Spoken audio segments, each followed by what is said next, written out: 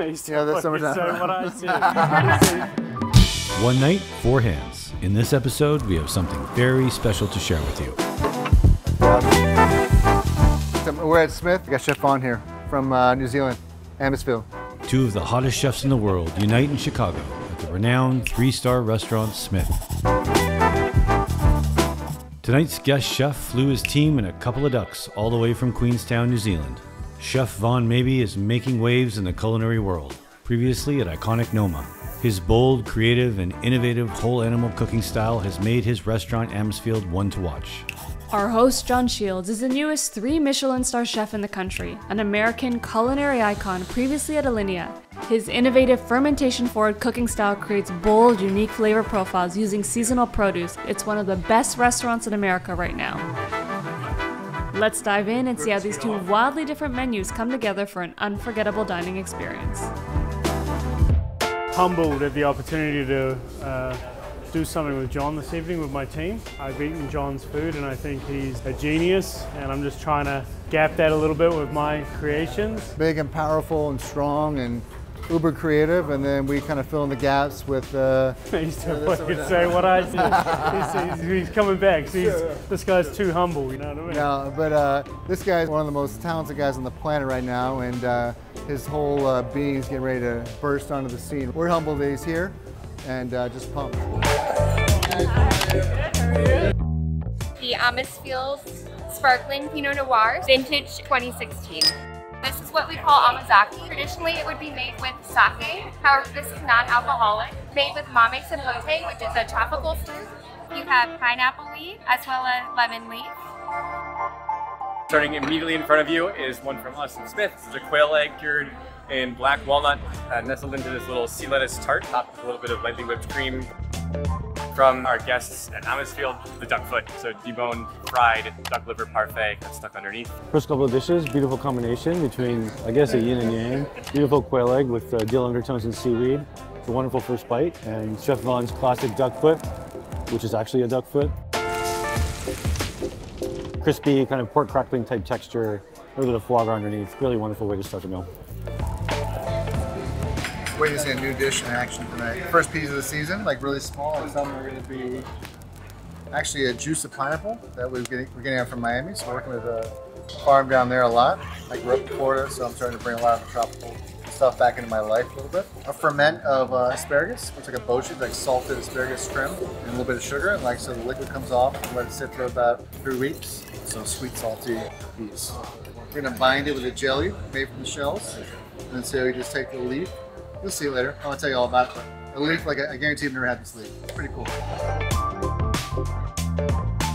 If cute was the flavor profile, that dish would taste cute. Peas are incredibly small, freshness of the pineapple. Wonderful aromatics underneath. The 2014 Domaine Beer Bateau, Chenin Blanc. The salinity goes great with the pops of salinity coming. Golden-ocetric caviar with several different varieties of tree nuts, walnut oil and almond milk, preserved young green almonds, hazelnut and rose butter, reduction of black walnut nocino. So we made this last summer actually. Oh, that's really special. I want that dish to never end. It's a nutty, silky aftertaste, rich, and it's decadent. I don't even know how to explain that, but it is phenomenal. Like all great dishes, sort of teaches you something new about a flavor that you recognize and you're familiar with. Brings out the complexity of the oil in nuts, and then the texture and the density of different combinations of the way they prepared it. It makes you think, very cerebral, incredibly creative dish, loved it. Amisfield Pinot Gris from 2022. Poached pear quality, some apple, some baking spices. A few little flavors of New Zealand. Our saucisson, our native black abalone. It's finished with some wild boar fat. Oceanic, deep flavors, huge punch, umami. Japanese milk bread, morphed also with a brioche recipe. A 3-year-old cultured butter, really hitting into the camembert, into the blue cheese realm. It's real punchy. This is the New Zealand Raki, also known as the Kiwi Mallard, wild duck rillette in the form of its own beak. It's emulsified with duck fat, then seasoned with the bones and the garum of the duck. The feathers are made out of duck egg white. They're emulsified with 2 different chlorophylls, kale, parsley, the big stuff with an Amisfield Pinot Noir. This is a no-joke bite. It's brutal, it's aggressive. Hunting season has just started. A lot of our food has some serious freedom flavor. Enjoy, guys.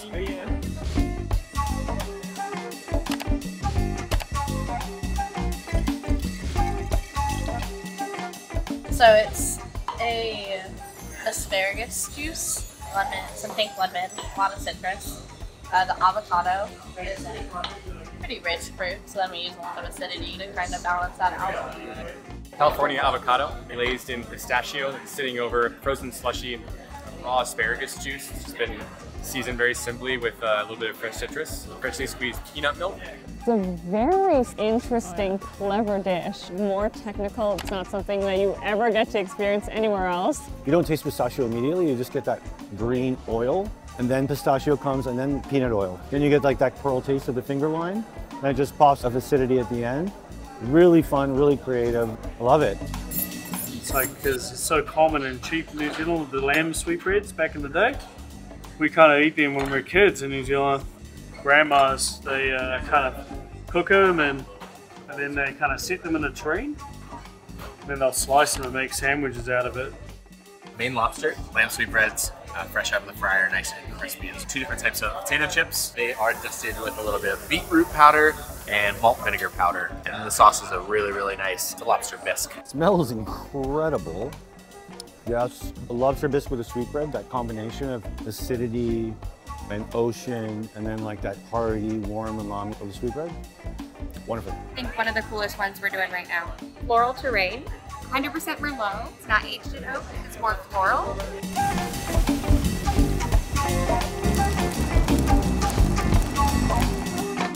American unagi, wrapped in hoja santo leaf. On your plate, you have Carolina gold rice, a beautiful rice that's shamrock resurrected. Fennel fronds as well. Mushroom sauce, got some angelica leaves in there, a little bit of enoki mushrooms as well. The Amisfield RKB Pinot Noir from 2017. This is our flagship wine from a particular plot that's nutrient poor and full of rocks. Getting lots of concentrated both black and red fruit quality going on here, some baking spice, iodine, graphite, sanguine quality through the wine, giving it a really beautiful savory edge. This is what we call a lamb's tail.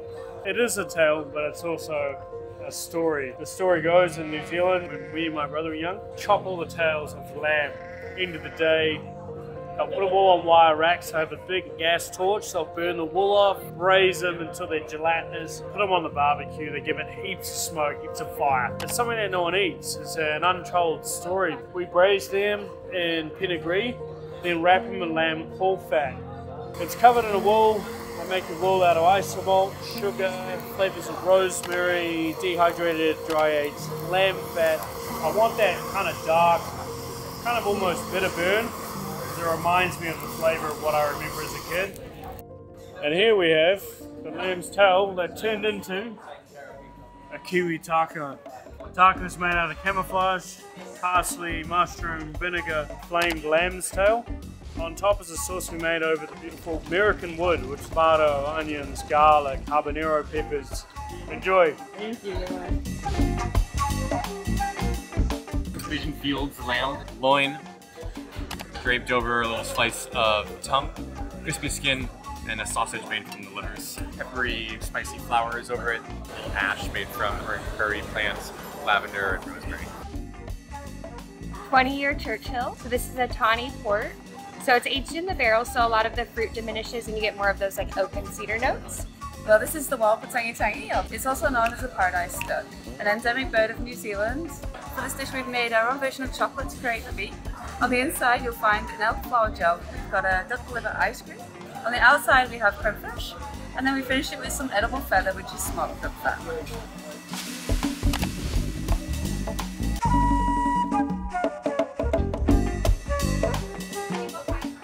This is their dessert Sauvignon Blanc, 2008. Something very special to New Zealand. This is a deer milk ice cream. It has the highest fat content of any milk, accompanied by a warm deer blood caramel. This is a beetroot powder, pasture honey. Tart shell made of graham cracker.